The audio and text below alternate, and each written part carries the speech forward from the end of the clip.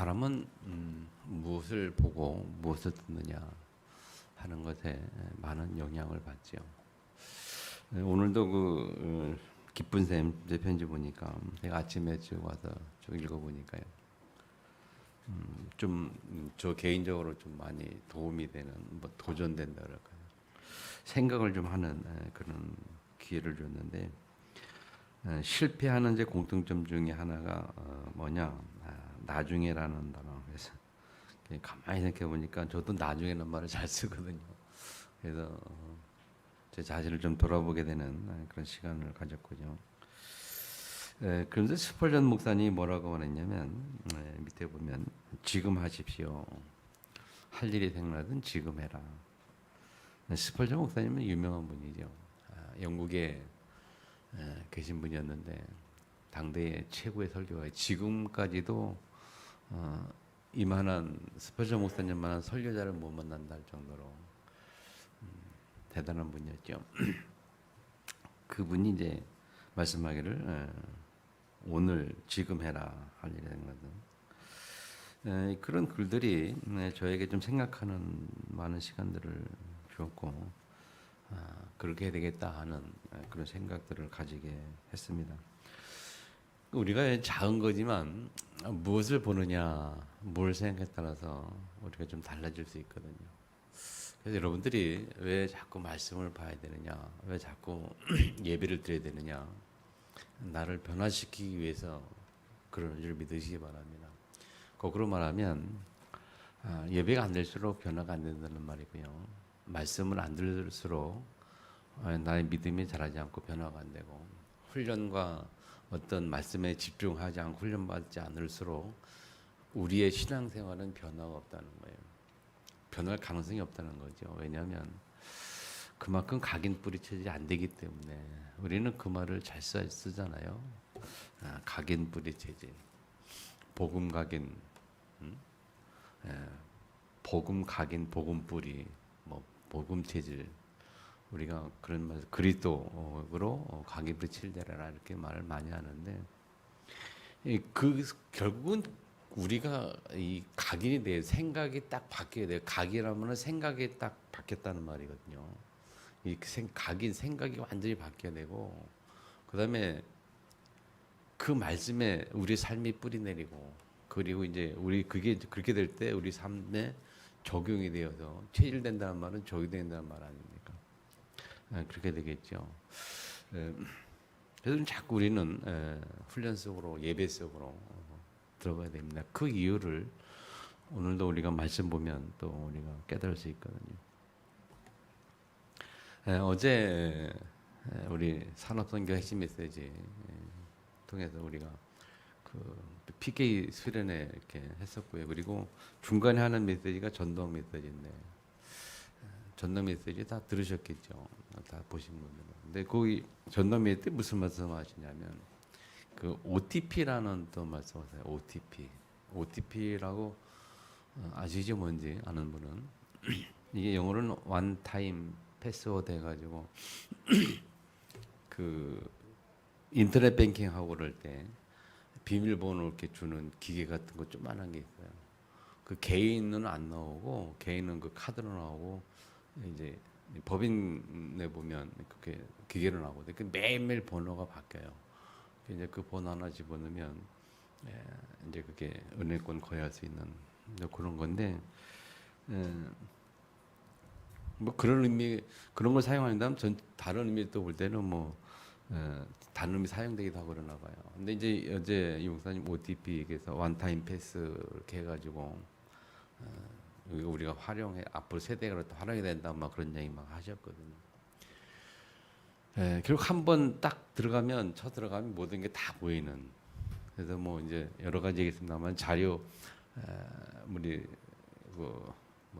우리 다락방에 자료가 많잖아요. 그것을 사람들이 뭐 활용하는데 그걸 가져가서 자기 것처럼 쓰기도 하고 막 이렇게 뭐 그렇게 하면서 이제 그것을 그런 얘기하면서 모든 자료를 한 걸 다 모아가지고 이제 어디든지 볼 수 있는 비대면 시대, 언택트 시대니까 비대면 시대 누구 어디든지 그 자료 볼 수 있도록 만든다 뭐 그렇게 얘기를 하면서 근데 마지막에 이제 결론적으로 다시 확인해서 무슨 말씀하셨는가 하면 앞으로 교회도 문을 많이 닫을 것이다. 요즘에 그 코로나 시대로 인해서 많은 경제 어려움들이 있고 식당들을 또 보면 문을 많이 닫고 경제 많이 무너지잖아요. 그럼에도 불구하고 또 살아남는 교회가 있고 무너지지 않는 식당들이 있다.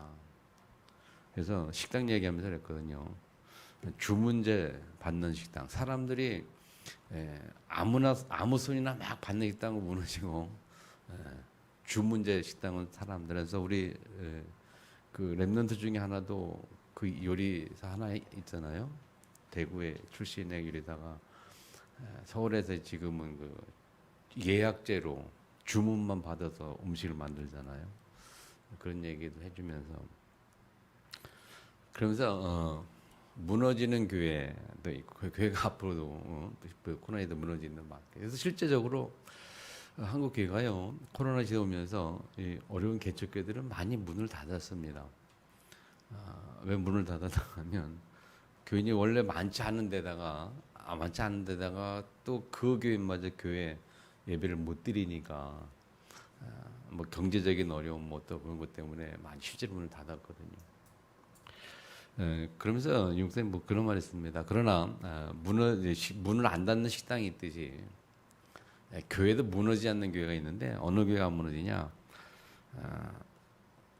단단한 언약으로 조직된 교회, 단단한 언약의 조직을 가진 교회, 또 복음이 튼튼한 교회는 절대 무너지지 않는다. 그렇죠. 복음이 튼튼하고 언약의 조직이 딱 단단히 서 있으면 무너질 이유가 없죠. 비대면이라도 살아남는 거고 비대면이라도 계속 말씀 들으면서 살아남는 거예요. 그래서 그런 얘기했어요. 메시지를 꼭 들으라. 비대면이라도 메시지를 꼭 듣고 그리고 예배를 꼭 드려라. 그러면서 아버지들에게 그런 부모들이 예배를 드리는 모습을 렘들이 봐야 되지 않냐. 그런 얘기를 쭉 하시면서 강조를 하셨는데 많은 공감이 갔습니다. 예배하는 부모의 모습, 예배하는 아버지의 모습, 예배하는 모습을 보여주는 것처럼 주인 게 어디 있겠냐.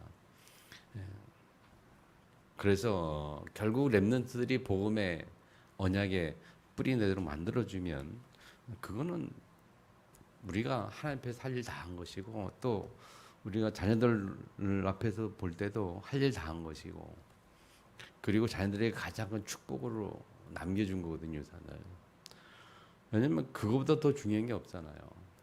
자녀들의 인생을 내가 책임지려고 하는 것보다 그들의 미래를 내가 준비해 주려고 하는 것보다 하나님이 그들의 인생을 책임지도록 만들어 준다면 뭐 더 바랄 게 없고 더 해줄 게 없잖아요. 아멘.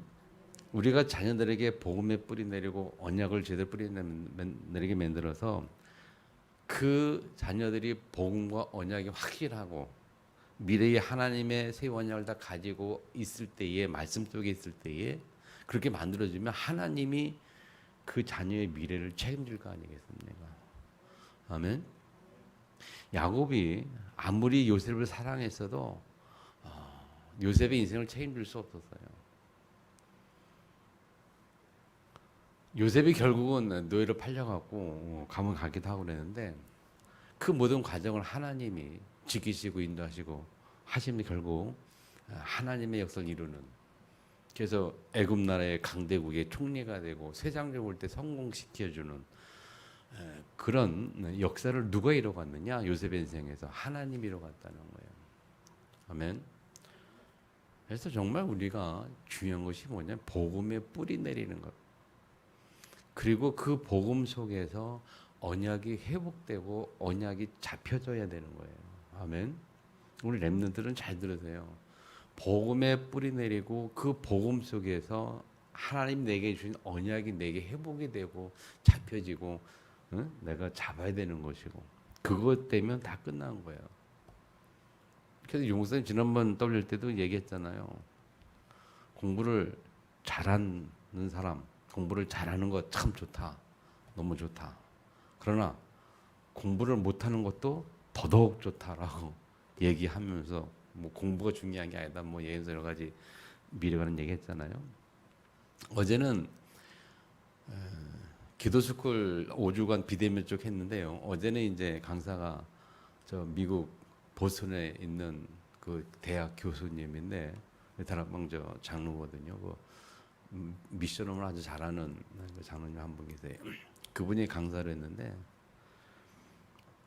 그분이 서론 부분에 그런 얘기하더라고요. 자기 수십 년간은 이제 미국에서 교수생활하면서 많은 학생들을 대학에서 길러내고 강의하고 했잖아요. 그러니까는 많이 경험을 했는데 지금 다 돌이켜 보니까 대학 때 그렇게 공부를 1등하고 잘하던 애들이 나중에 사회 나가서 다 성공하는 게 아니더라. 그들이 잘 살고 뭐 또 세상을 돈 잘 버는 게 아니더라. 오히려 공부를 못했던 아이들이 나중에 보니까 공부를 잘했던 아이들보다 더 경제적으로 앞서가고 오히려 그들을 리더하는 그런 걸 많이 봤다. 그런 얘기를 하면서 뭐 또 아까 이용상 그 얘기하면서 공부 그렇게 중요하지 않다. 뭐 잘해도 좋지만 공부 못해도 더 좋다. 뭐 그런 얘기를 또 하시더라고요. 왜 그런 거를 볼 때 정말 중요한 게 뭐냐 우리 인생에. 우리가 생각이 굉장히 참 많이 바뀌게 되는데 우리는 아직도 우리 머리에서 자꾸만 뭔가 해야 되는 것좀 생각해. 우리가 자녀들을 위해서 뭔가 자꾸 해야 되고 뭐 투자도 해야 되고 가르쳐야 되고 뭐 되고 다 그래요. 그게 일반적인 생각이에요. 우리 성도들조차도 그런 생각이 많죠. 근데 복음의 깊이 속에 들어가다 보면 그게 틀린 것을 알게 되고 깨닫게 됩니다. 그렇게 되면 우리가 생각이 바뀌게 되겠죠. 복음적으로 바뀌게 됩니다. 바뀌어서 자녀들을 대하는 태도와 생각과 또 그들이 양육하는 모든 것들이 달라져야 된단 말이죠. 그럼에도 불구하고 아직 바뀌지 않는 우리의 모습을 보면서 우리는 참, 각인 뿌리 체질이 무섭구나. 여러분, 오늘도 예배를 통해서 영적인 힘을 얻고 승리하시기를 축복합니다. 지속적으로 계속 예배를 통해서 메시지를 통해서 훈련을 통해서 우리는 자꾸 바뀌어져야 되는 거예요. 그래서 복음이 튼튼하고 언약의 조직이 확실한 교회 살아난다고 말씀하신 것처럼 우리 교회가 그래야 되고 또 우리 개인도 그래야 돼요. 개인도 언약이 확실하고 복음이 탁 튼튼히 뿌려져 있으면요. 어떤 환경에 있어도 망하지 않아요. 어떤 어려움 속에 있어도 흔들리지 않고 망하지 않고 결국은 이 세상을 리더하는 리더자로 승리할 줄을 믿으시기를 축복합니다. 아멘. 오늘 본문에 보면요, 바울이 배에 탄 사람들에게 하는 말이 뭡니까? 이제는 안심하라.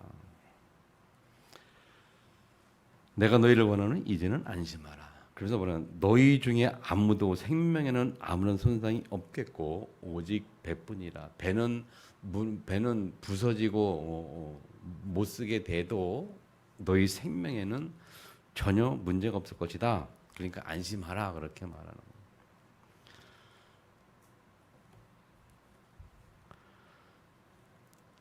배에 탄 함께 항했던 불신자들에게 바울이 답을 준다. 그렇게 보면 되겠죠.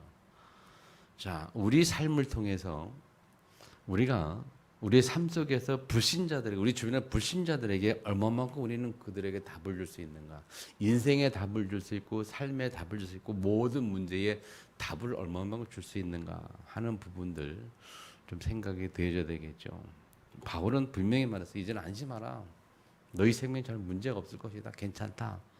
그렇게 위로하거든요. 오늘 보면은 그런 바울이 어떤 믿음을 가지고 있었느냐 하는 것을, 그래서 어떤 믿음을 가졌고 어떤 답을 주었느냐, 우리 그런 것을 오늘 말씀 속에서 확인해야 됩니다. 여러분, 믿음은 절대적으로 신념이 아닙니다. 믿음은 신념도 아니고 관념도 아니에요. 믿음은 실제적인 거예요. 다시 말하면 우리 삶에 실제로 나타나는 것이고 우리 삶을 실제로 변화시키는 거거든요. 이 신념이나 관념하고는 다른 거거든요. 그러므로 우리 신앙생활은 삶이 변화되는 게 맞습니다. 거꾸로 말하면 변화되지 않는 신앙은 신앙생활이 아니요.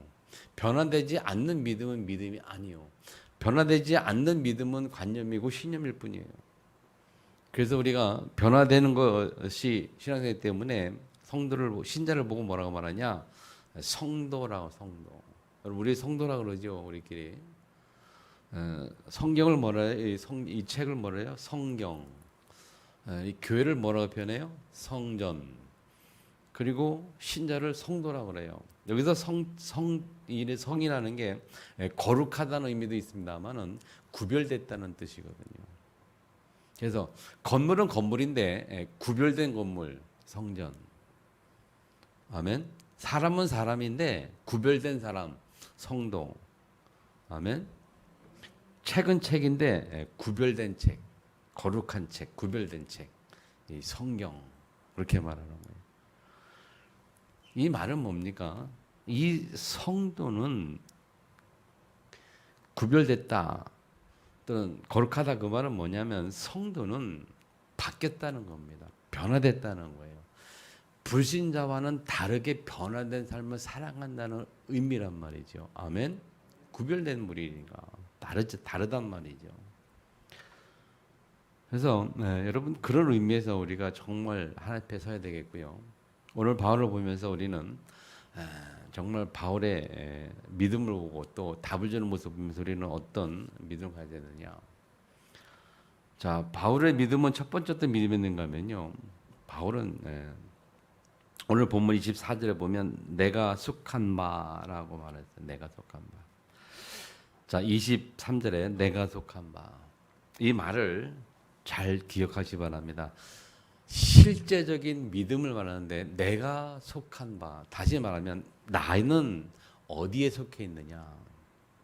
내가 속한 바. 나는 하나님께 속했다. 하나님의 자녀이라는 거예요. 하나님의 자녀. 절대 주권자 하나님의 자녀. 내가 속한 바. 그래서 뒤에 보면 내가 속한 바, 내가 섬기는 하나님 그랬거든요. 나는 하나님을 섬기고 하나님께 속해 있다. 아멘. 하나님의 자녀라는 거예요. 그 하나님의 자녀는 두 번째 하나님의 사자가 그의 사자가 와서 하나님의 자녀에게는 하나님이 당신이 보내시는 사자가 있다는 겁니다. 우리는 그것을 천사라고 말합니다. 하나님 우리에게 천사를 보내셔서요. 그 하나님이 천사를 통해서 무슨 내 곁에 서서 이렇게 내 곁에 서서 내 곁에 섰다는 말은 뭡니까? 함께 했다는 말이에요. 임마누엘. 자, 바울이 자기가 섬기는 하나님에 대해서 뭐라고 표현한 건 나는 어디에 속해 있는 하나님을 믿는데 그 하나님은 우리에게 사자를 보내셨고 그리고 함께 해서 나에게 말씀하셨다 그 말이거든요. 자, 이거를 그렇게 생각했습니다, 여러분. 실제적인 우리가 믿음을 가져야 한다. 그러면 나의 믿음은 어떤 믿음인가? 나는 정말 하나님께 속해 있다고 확실하게 자신 있게 확신 있게 말할 수 있느냐 말이죠. 때로는 우리가 세상에 속할 때가 있지 않겠냐. 하나님께 속해 있느냐, 세상에 속해 있느냐.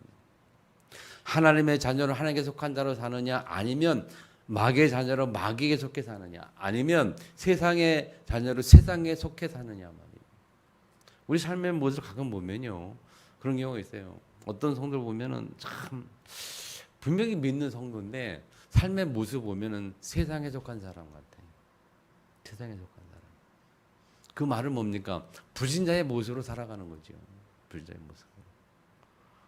그러니까 그에게 하나님의 사자가 함께하는데 그 하나님의 사자가 그냥 안타깝게 로마서 8장 16절인 거 보면 성령이 말할 수 없는 탄식으로 울고 있단 말이죠. 우리 속에서 세상의 모습으로 살아가는 그 우리 속에서 그 성령이 말할 수 없는 탄식으로 울고 있어요. 안타까워. 그리고 계속 성령이 기도하고 있는 거예요. 쫙 돌아돌아. 언젠간 돌아오겠습니다만은 그렇게 신앙생활하는 게 많지 않겠냐. 그러니까 무슨 축복을 못 누리냐? 임마누엘의 축복. 내 곁에 서서 임마누엘의 축복을 못 누리는 거예요. 하나님이 함께하는 축복. 우리가 임마누엘 하나님이 함께한다고 말할 때 세 가지를 얘기했습니다. 하나님이 함께한다의 의미가 영어로 세 가지가 있어요. with 임마누엘 안네스 얘기했어요. 하나님은 나와 함께하시고, 아멘. 하나님은 우리와 함께하시고, 아멘. 우리 교회 모든 성도와 함께하시고, 그리고 하나님은 우리 인생의 전체 모든 사람과 함께 연합하여 한 선을 이루는 그런 함께하는 하나님, 안네스의 하나님. 아멘. 그 축복을 우리가 누리고 사는 존재들이란 말이에요. 바울이 여기에 대한 확신을 가지고 있다는 겁니다. 내가 속한 바라는 의미가 대단한 의미예요, 여러분. 묵상해 보니까요, 이 내가 속한 바라는 의미가 굉장한 의미가 있어요. 그 말은 뭐냐면 확실한 믿음을 가졌다. 예수는 그리스도 모든 문제 해결자라는 확실한 고백을 하고 그 확신 위에 섰다는 거예요. 그리고 내가 믿는 하나님은 절대 주권자라는, 생사복의 주권자라는 하나님, 그 하나님의 사자가 하나님께서 말씀하셨다고 말하는 거예요. 그 하나님께서 나를 천사를 보내주시고 나에게 말씀하셨고, 그것이 바울의 신앙 고백이에요. 바울의 신앙 고백. 내가 믿는 하나님 누구냐? 그 하나님이 이런 위기 가운데, 여러분과 함께 있는 위기 가운데 나에게 말씀하셨다. 안심해라 여러분, 괜찮다. 내가 속한 바라는 의미 말할 때요, 여러분 나의 믿음을 점검하시기를 축복합니다. 정말 예수가 그리스도 맞느냐? 그렇다면 그 그리스도가 나와 함께 하시는 것이 맞고, 그리고 창조주 절대 주권자 하나님이 나에게 임마누엘 함께 하셔서 내 모든 삶 속에 역사하시는 걸 믿는 믿음이 내가 정말 맞느냐, 갖고 있는지 확인할 수 있기를 축복합니다. 이것이 안 되면 우리는 그렇잖아요. 문제가 오면 좀 걱정하고, 뭐 갈등이 오면 힘들어하고, 실제 고민거리들이, 염려거리들이 많을 수밖에 없어요. 이것이, 이 믿음의 바탕이 안 되면 우리는 염려 걱정 많이 하고 살아야 합니다. 내가 믿는 하나님이 창조주 맞습니까? 아멘. 우리가 믿는 하나님이 생사복의 주권자가 맞습니까? 아멘. 그분이 이 땅에 예수를 보내셔서 그리스도의 일을 하게 하셨고, 그래서 우리의 모든 문제들 사회적으로 해결한 게 맞습니까, 여러분? 아멘. 이 믿음이에요, 여러분. 내가 속한 바, 나의 믿음. 어떤 믿음을 갖고 있느냐.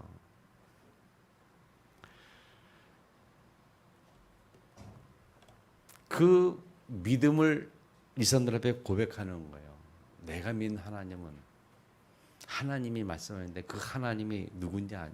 내가 그 하나님 뭐라고 말씀하냐나, 두 번째 보면 24절이죠. 바울아 두려워하지 말라, 내가 가이사 앞에 서야 하겠고. 자, 가이사 앞에 서야 하겠고라는 의미가 여러분 알지요? 무슨 말인지. 로마서 19장 사도행전 19장 21절에 뭐라 했어요? 바울이 하나님 앞에서 무엇을 언약을 잡았어요? 무엇을 비전을 가졌어요? 내가 로마도 보아야 하리라. 예루살렘에 갔다가 로마도 보아야 하리라. 바울이 가진 언약이 뭐냐? 세계 복음 언약이에요.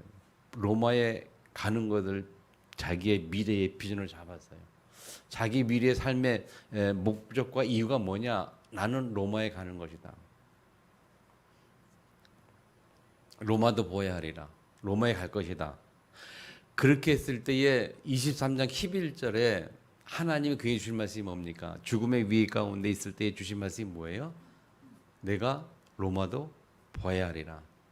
그때도 그런 위험에 있을 때에, 그런 위기 가운데, 죽음의 위기 가운데 있을 때에 하나님께서 주신 말씀이 로마에서도 증거되어야 하리라.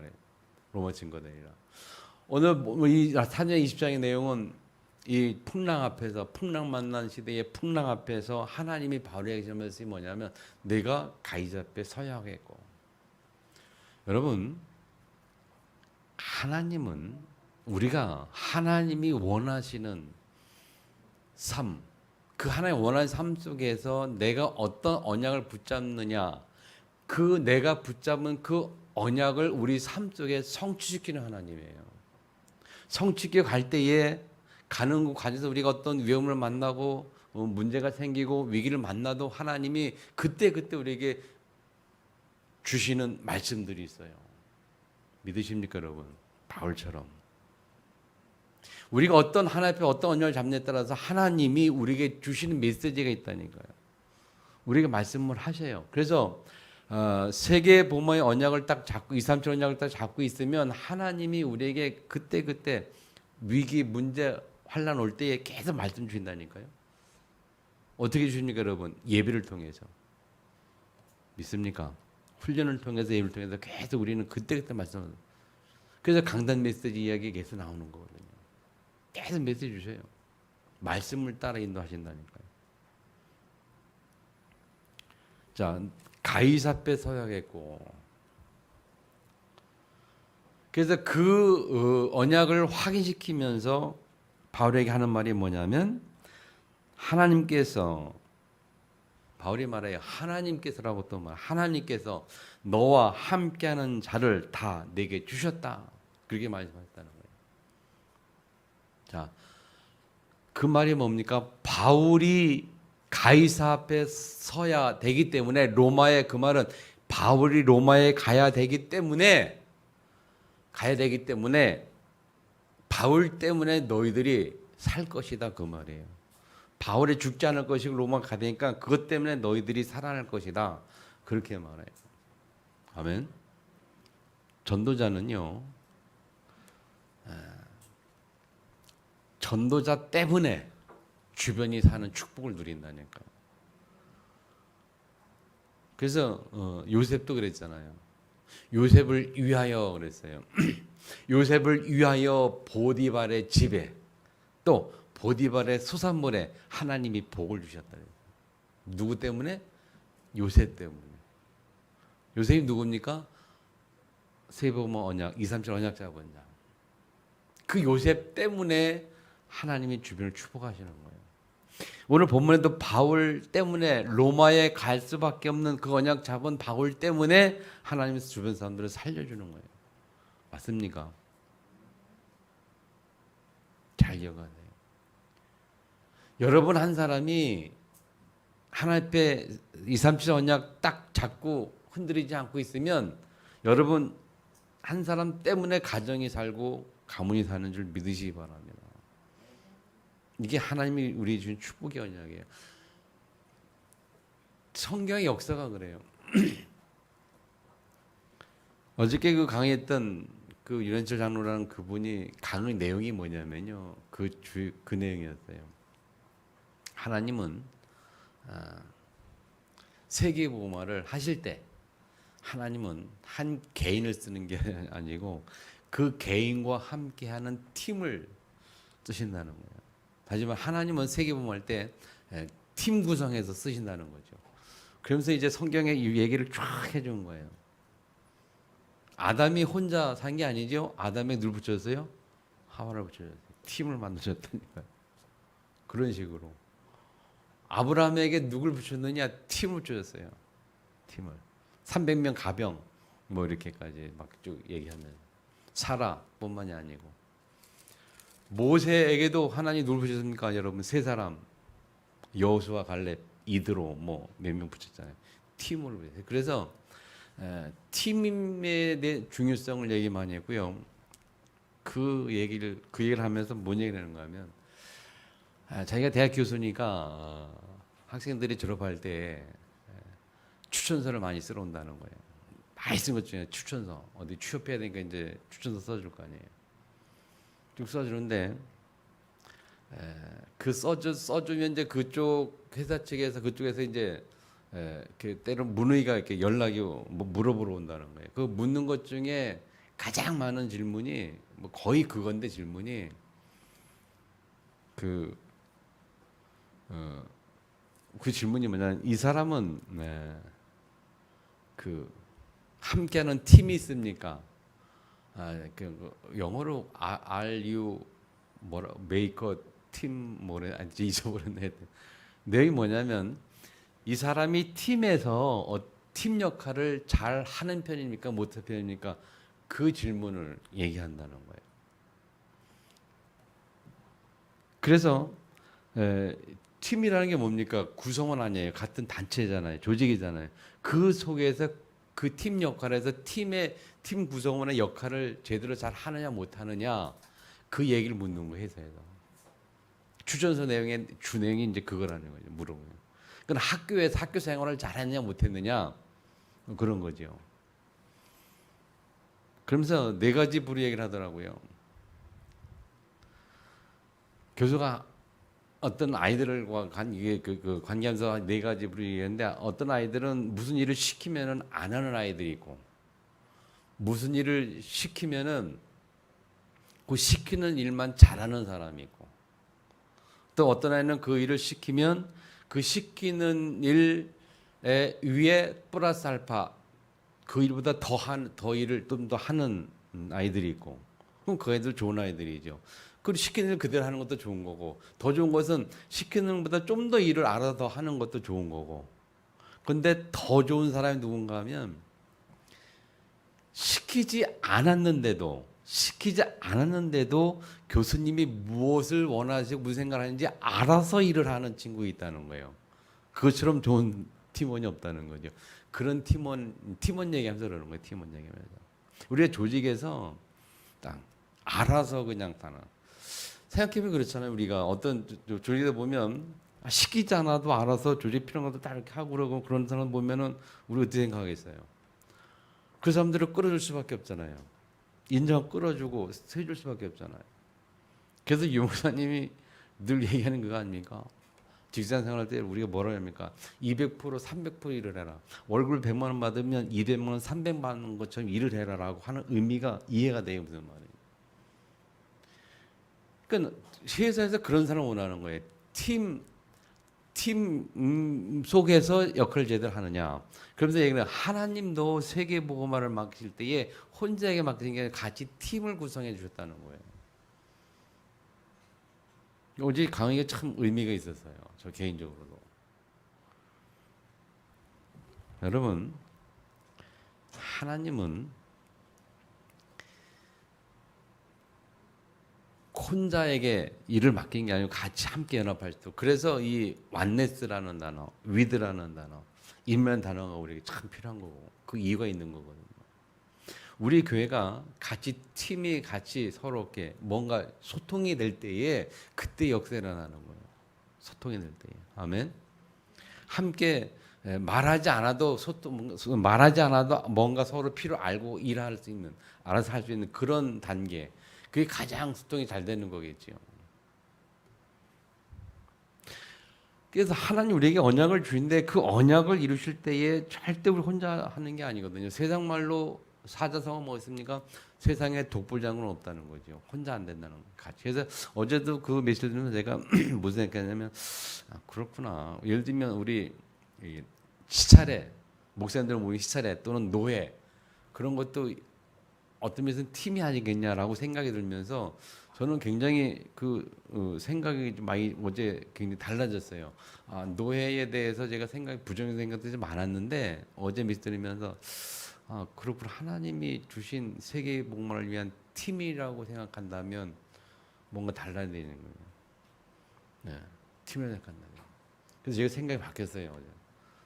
부정적인 생각들이 좀 바뀌고 지난번 노예장하면서 경험했던 많은 부정적인 생각들을 좀 바꿔야 되겠구나. 하나님이 237을 위해서 같이 팀으로 묶어주는 거 아니겠냐. 그러면 연합해야 되지 않겠느냐. 생각이 좀 바뀌는 거 있죠, 여러분. 이 팀에 대한 그 생각이 없으면 안 되는 거거든요. 하나님께서 바울에게도 팀을 주셨다라고 쭉 이제 얘기하는 건데 바울이 함께했던 팀들이 누굽니까? 초대교회에도 팀이 있었고 120명의 성도들, 70명의 성도, 예수님께도 12명의 제자, 70요원들. 그다음에 바울에게도 가장 함께했던 팀들이 소통이 잘 됐던 팀이 누구냐? 로마서 16장에 30명 가까이 되는 그 인물들. 팀이었잖아요. 로마 복음화를 위한 팀.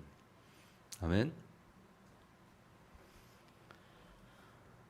우리의 삶이요 하나님 앞에 서는 거 굉장히 중요합니다. 내가 가이사 앞에 서야겠고 하나님 앞에 우리가 세계 복음 언약 잡는 것. 그때에 우리는 우리의 삶 속에서 하나님의 주권이 인정이 되고, 그렇게 될 때에 우리 삶 속에서 하나님 우리를 주인공으로 세우는 겁니다. 주역으로. 나 때문에, 언약 잡은 나 때문에 우리와 같이 함께하는 팀들이 복을 받고 함께하는 팀들이 하나의 은혜 속에 들어가는 거예요. 불신자들은 복을 받게 되는 축복. 아니더라도 복음 역사, 하나의 역사를 보는 거죠, 여러분. 그래서 내가 누구냐 할 때 237 언약을 딱 잡기만 하면 하나님이 발과 같은 은혜 속에 들어가게 하는데, 어떤 현장이 됐든지 하나님의 역사를 나를 통해서 보게 만드는 주인공으로 세우는 줄 믿으시기 바랍니다. 아멘. 그래서 바울이 세 번째 고백은 뭐냐면요, 이 25절 보니까 뭐라 합니까, 여러분? 그러므로 여러분이 안심하라. 나는 내게 말씀하신 그대로 되리라고 하나님을 믿노라. 자, 바울이 하나님을 믿노라라고 고백했는데 어떤 것을 믿느냐? 하나님이 내게 말씀하신 그 말씀이 그대로 될 것이다라고 고백을 하고, 그러니까 어젯밤에 하신 말씀이 그대로 될 거니까 여러분 안심해라. 생명에 손상이 없을 것이다 라고 확신을 갖게 만들어주는 거죠. 자, 우리가 하나님의 말씀을 어떻게 믿어야 합니까? 우리가 성경을 어떻게 받아들여야 합니까? 성경은 하나님의 말씀이 맞습니까? 성경은 하나님이 하신 말씀 맞느냐고요. 아멘. 그래서 하나님이 내게 말씀하신 이 성경 속에서, 하나님이 말씀하신 이 성경 속에서 내게 주신 말씀을 찾아내는 것처럼 중요한 게 없어요. 아멘 안 하시네. 자, 하나님의 말씀이 성경이거든요. 그 하나님의 말씀 속에서 내게 주신 말씀, 그 말씀을 찾아낼 때에 그 말씀이 그대로 우리의 현장에 성취되는 걸 믿으시기 바랍니다. 아멘. 이게 바울이 그거 고백한 거예요. 내게 말씀하신 하나님 내게 말씀하신 그대로 되라. 하나님은, 잘 들으세요. 하나님은 말씀하신 하나님은 말씀을 주시는 하나님. 예배는 뭐냐? 예배는 하나님의 말씀을 받는 시간. 예배는 하나님이 당신의 사랑하는 성도들에게 말씀을 주시는 시간. 우리 입장에서 보면 예배는 살아있는 하나님의 말씀 내가 받는 시간, 내게 하시는 말씀을 받는 시간이 예배라는 거예요. 그러니까 예배를 놓치면 어떻게 됩니까? 하나님 내게 하시는 말씀을 못 듣는 거겠죠. 그러면 어떻게 됩니까? 우리가 한 주간 살아갈 때에 내 생각과 내 뜻과 내 계획대로 내 마음대로 살아야 되겠죠. 그러니까 인본주의 있을 수밖에 없겠죠. 하나님과는 거리가 멀겠죠. 하나님 함께 하긴 하지만 경험을 못 하겠죠. 하나님이 함께 하시는 경험을 어떻게 합니까? 인문을 어떻게 경험합니까? 예배를 통해서 하나님 내주신 말씀을 받을 때에 그 말씀이 현장에서 나에게 역사할 때에 하나님 함께 하시는구나. 하나님 역사하시는구나. 그래서 예배를 통해서 뭘 받아요? 하나님이 내게 하신 말씀을 받아야 된다는 거예요.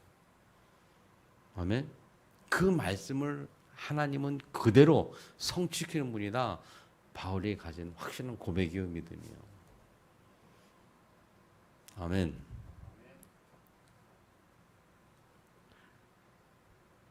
하나님의 말씀은 살아있는 말씀입니다. 그렇죠? 14장 11절을 보니까 관절과 골수와 혼과 영 모든 걸 찔러 쪼개까지 하는, 치유하는, 몸도 치유하고 생각도 치유하고 우리 영혼을 위로하고 평안케 하는 그런 살아있는 말씀이라는 거예요. 그 말씀을 내가 받을 때에 우리 영혼이 살고 마음과 생각이 살고 육신도 산다 그 말이거든요. 아멘. 그러니까 예배가 얼마나 중요합니까?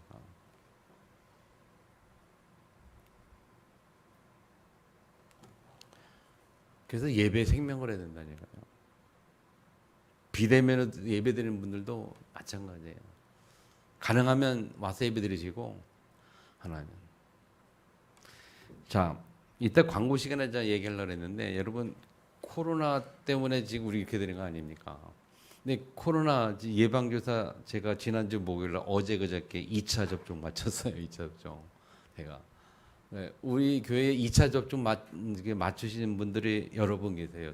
보니까 그분들은 이 모이는 인원수에서 제외되잖아요. 예배는 저기 그 단체 쪽에서. 그럼 제가 보니까 우리 교회도 한 10명 가까이가 막 이렇게 따져 보니까 한번 손 들어 보세요. 2차까지 맞히신 분. 많잖아요. 하나, 둘, 넷, 다섯, 여 있잖아요. 이정원 선생님도 안 하는데 거기 2차 맞췄을 거예요 아마. 학교 종사 뭐 이런 선생님들 다 맞았거든요. 그럼 이 인원은 예배에서 제외되거든요. 모임 인원에서. 그럼 우리가 지금 안 나오는 분들 나와서 예배드려도 상관이 없어요. 그렇죠?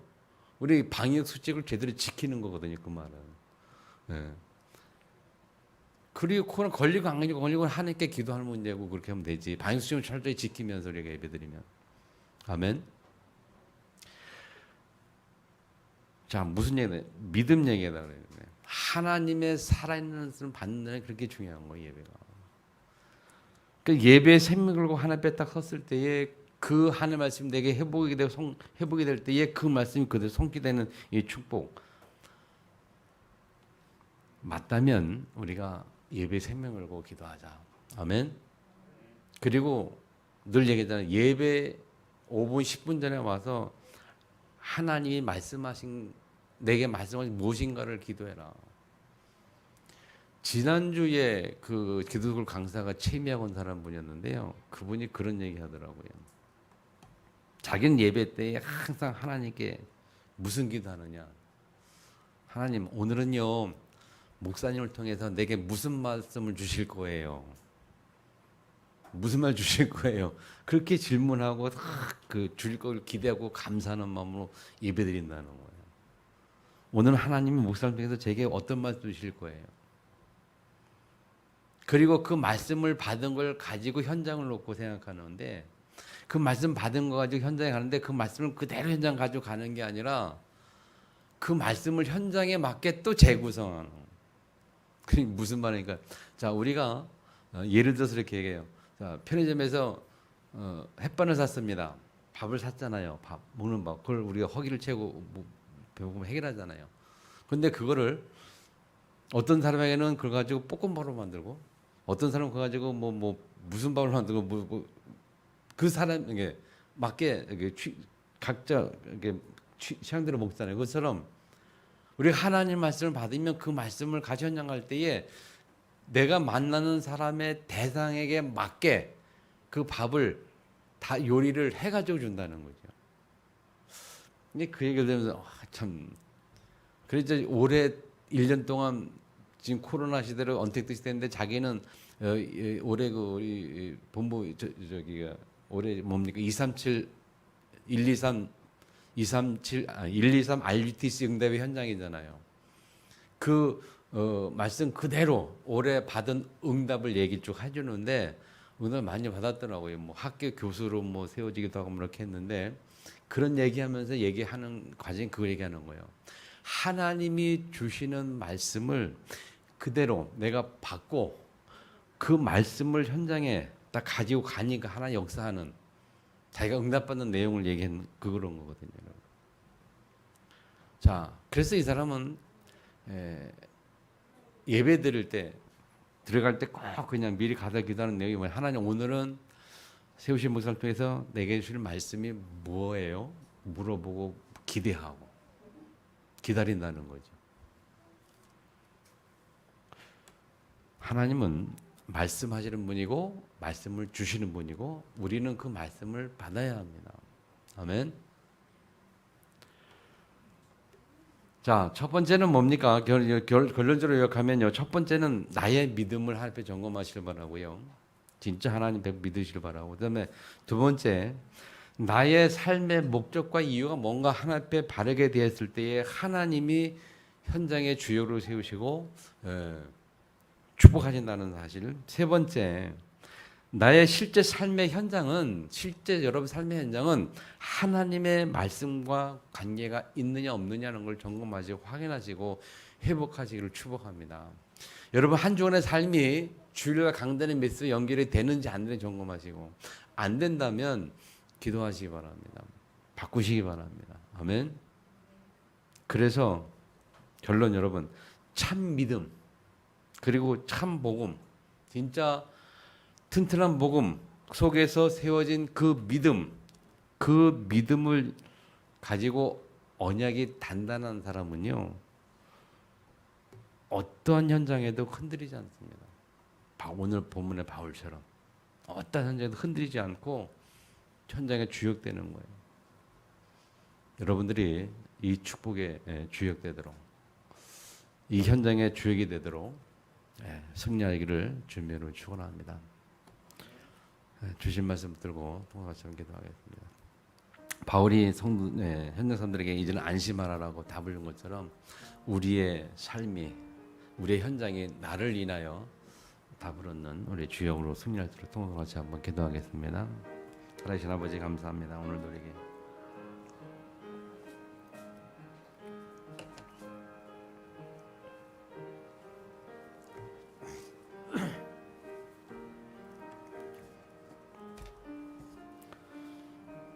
예수님의 이름으로 기도합니다. 아멘. 살아계신 아버지 감사합니다. 오늘도 우리에게 말씀으로 은혜로 함께 하신 것을 감사합니다. 바울처럼 우리의 믿음의 고백이 또 삶의 고백이 되어지게 하시고 현장에서 하나님의 말씀이 성취되는 축복을 누리도록 주님이 역사하시고 인도하여 주옵소서. 그래서 하나님 우리 삶 현장에 살아계신 하나님의 증인으로 승리할 수 있도록 주께서 역사하여 주옵소서. 예수님 이름으로 기도합니다.